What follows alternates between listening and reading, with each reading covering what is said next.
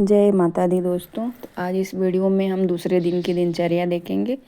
सुबह पहले मैंने उठ के सूर्य भगवान को जल दे दिया स्नान करने के बाद, और माता तुलसी को, और इसके बाद अपने घर में माता रानी की पूजा के लिए आ गए। तो सबसे पहले हमें ठाकुर सेवा कर लेनी है और माता रानी के दीपक बत्ती सही करके इसके बाद मैं पहले ठाकुर जी को स्नान करवा दूँगी। इसके बाद फिर ठाकुर जी को मतलब सारा चीज़ उनको पहना के, जैसे उनका गले की माला हुआ, हाथ का कड़ा, ये सारा श्रृंगार उनका करके वस्त्र धारण करा के, तो इसके बाद फिर मैं इधर माता रानी की तरफ आऊँगी। तो सबसे पहले हमें अपने आप को शुद्ध करना है। 3 बार आचमनी करेंगे। केशवाय नमः, माधवाय नमः, ओम नारायणाय नमः। ओम केशवाय नमः, ओम नारायणाय नमः, ओम माधवाय नमः। और फिर इसके बाद जल से अपना हाथ पवित्र कर लेंगे। इसके बाद फिर माता रानी को स्नान करा देंगे, और भी घर में जितने देवी देवता हैं सबको स्नान करा देंगे। पहले हमें सबसे पहले पूजा जब शुरू करनी है तो गणेश और लक्ष्मी जी की पूजा करनी है, और इसके बाद तब हमें कलश की, तब माता रानी की। तो इसके बाद हम पंचामृत स्नान करा देंगे। यदि मूर्ति है तो पंचामृत स्नान डेली हो सकता है। यदि फ़ोटो है तो आप बस उनको दिखा के पंचामृत किसी भी चीज़ से, आम के पल्लों से या फिर चम्मच से दिखा के इसके बाद एक कटोरी में रख देंगे। फिर जल से स्नान करा लेंगे। इसके बाद माता रानी को वस्त्र धारण करा देंगे, पहले गणेश लक्ष्मी जी को, फिर इसके बाद कलश पे, तब माता रानी। और अग्नि की जो दीप जलता है सुबह में, उसकी भी हमें पूजा डेली करनी चाहिए। इसके बाद फिर चंदन, गुलाल, अबीर, लाल चंदन, पीला चंदन, हल्दी, कुमकुम, जो भी है माता रानी को 9 दिन नवरात्रि में ज़रूर अर्पित करें। और माता रानी का सबसे प्रिय भोग जो है वो पान के पत्ते पे यदि हम लौंग, इलायची और बतासा लगा दें तो उससे बढ़कर माता रानी का कोई भोग ही नहीं है। लेकिन यदि नहीं है तो यदि बतासा नहीं मिल पाए तो मिश्री का भी भोग लगा सकते हैं माता रानी को। तो ये दूसरे दिन की पूजा है। तो आज की पूजा में माता रानी को हम दूध का भोग लगाते हैं।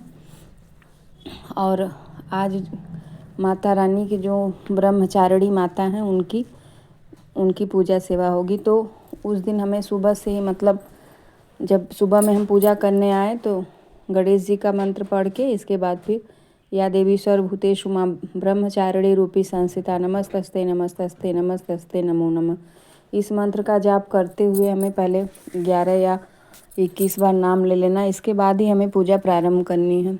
और फिर यहाँ पे मैंने देखिए हल्दी कुमकुम लगा दिया, और सब इसके बाद हम सिंदूर लगा लेंगे। तो सबसे पहले गणेश लक्ष्मी जी को लगाएंगे, इसके बाद फिर माता रानी को लगाएंगे।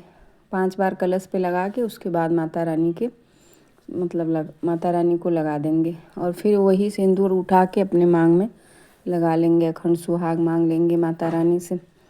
और इसके बाद फिर सिंदूर लगाने के बाद जो भी भोग हो, जो भी आप लगाना चाहते हैं माता रानी के लिए, आप कुछ भी लगा सकते हैं। यदि दिन के हिसाब से लगाना चाहे तो आज के दिन हमें माता रानी को दूध से बनी मिठाई, दूध का भोग लगाना है, कच्चे दूध का, गाय का कच्चा दूध। तो यदि मिल जाए तो ठीक है, नहीं तो फिर आप गाय के दूध का मिठाई भी माता रानी को चढ़ा सकते हैं। तो यहाँ पे मैंने पहले फूल माला जो है माता रानी को चढ़ा दिया है। सबसे पहले गणेश जी को, फिर लक्ष्मी जी को, और इसके बाद फिर माता रानी को। नवरात्रि में 9 दिन का नियम ये बना है कि जितना हो सके हमें माता रानी की सेवा पूजा करनी है। और उनको लौंग बहुत ही प्रिय है, तो 9 लौंग यदि डेली चढ़ाएं तो लौंग इलायची तो बहुत ही अच्छा है। यदि माला बना के चढ़ाएं तो और भी अच्छा है। और 9 लौंग को घी में डुबा के जब हम हवन करते हैं तो उसमें भी 5 लौंग घी में डुबा के डालने से हमारे घर से बीमारी कोसों दूर रहेगी। और हवन हमें डेली करना है। यदि सुबह में नहीं कर पाते हैं तो शाम को करें, लेकिन छोटा हवन हमें डेली का करना है। और उसमें जो भी भोग प्रसादी रहता है माता रानी को चढ़ा रहता है, उसमें भी डालने से होता है कि माता रानी स्वीकार करती हैं।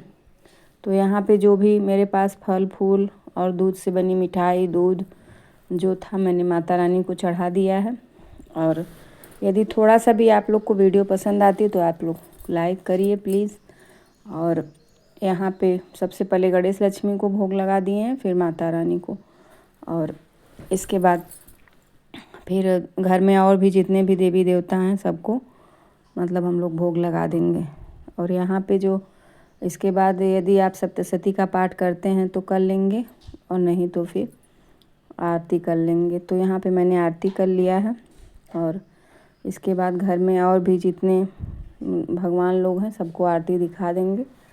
और यदि थोड़ा सा भी आप लोग को वीडियो पसंद आती तो प्लीज़ आप लोग लाइक किया करिए, क्योंकि तभी हमारा वीडियो आगे तक बढ़ पाएगा। और इसके बाद घर में और भी देवी देवता जो हैं, भगवान भोलेनाथ है, विष्णु भगवान है, माता अन्नपूर्णा है, सबको मैंने भोग लगा दिया है और सबको आरती कर दी, आरती दिखा दी है। इसके बाद फिर माता रानी को पूजा करने के बाद फिर भगवान शिव की भी मंदिर यदि पास में हो तो ज़रूर जाना चाहिए। यदि दूर है तो आप सुबह नहीं जा सकते तो शाम को, लेकिन नवरात्रि में भगवान शिव की भी साथ साथ में पूजा करनी है। इसके बाद ये है शाम की रूटीन।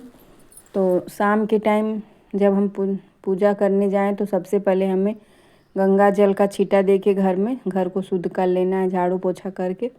इसके बाद माला और फूल जितना है सुबह का चढ़ाया हुआ उसको एक एक करके उठा लेना चाहिए।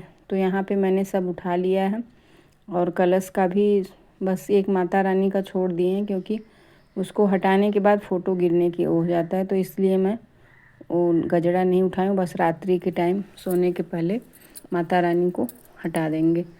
और यहाँ पे लड्डू गोपाल का भी मैंने हटा दिया है, और माता अन्नपूर्णा का, भगवान भोलेनाथ का, घर में जितने भी भगवान लोग को माला फूल जो भी सुबह में चढ़ाया गया है साफ़ कर लेना है। इसके बाद हाथ धुल लेना है, और फूल माला जहाँ तहाँ नहीं फेंकना चाहिए, उसको एक प्लेट या थाली में रख लें। इसके बाद उसको प्लास्टिक में करके रख लेना चाहिए। इसका खाद भी बहुत अच्छा बनता है। यहाँ पे मैंने गाय के उबले पे थोड़ा सा जला के कपूर से, इसके बाद लोबान या फिर गूगल जला के आपको पूरे घर में अपने ज़रूर दिखाना चाहिए। शाम का ये रूटीन जो होता है, यदि आपके घर में कोई बहुत बीमार रहता है, बार बार बीमारी घेरे रहती, तो हमें लोबान और गूगल का जो होता है वो ज़रूर करना चाहिए। पूरे घर में धुआं जो होता है वो दिखाना चाहिए। और हवन करने से गूगल का मतलब आग मतलब कपूर और गाय के उबले पे यदि हम करते हैं तो हवन करते हैं, उसमें गूगल का यूज करते हैं तो बहुत ही शुभ माना जाता है।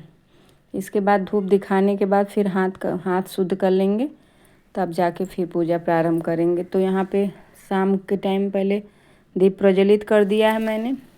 एक दीपक जलता रहता है सुबह से शाम तक, और दूसरा जो है वो सुबह से जो जलाए थे यदि ठंडा हो जाता है तो हमें फिर दूसरा दीपक शाम को ज़रूर जलाना चाहिए। दिया बत्ती करने के बाद यदि आप सुबह में नहीं पढ़ पाते हैं तो शाम को सप्तशती का पाठ ज़रूर करना चाहिए। माता रानी का यदि आपके घर में बहुत ज़्यादा कष्ट परेशानी आ रही है तो आप सप्तशती का पाठ ज़रूर करिए।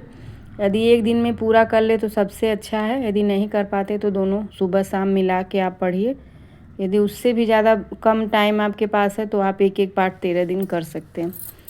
और इसके बाद शाम की आरती कर ली हूँ माता रानी की, और माता रानी की मतलब सप्तशती का पाठ करने के बाद माता रानी की एक माला का जाप करिए, ओम ऐं ह्रीं क्लीं चामुंडाय विच्चे। और इसके बाद माता रानी को सुबह में मैंने हवन नहीं किया था तो शाम को कर दी हूँ। और यदि वीडियो थोड़ा सा भी आप लोग को पसंद आती तो प्लीज़ आप लोग लाइक करिए।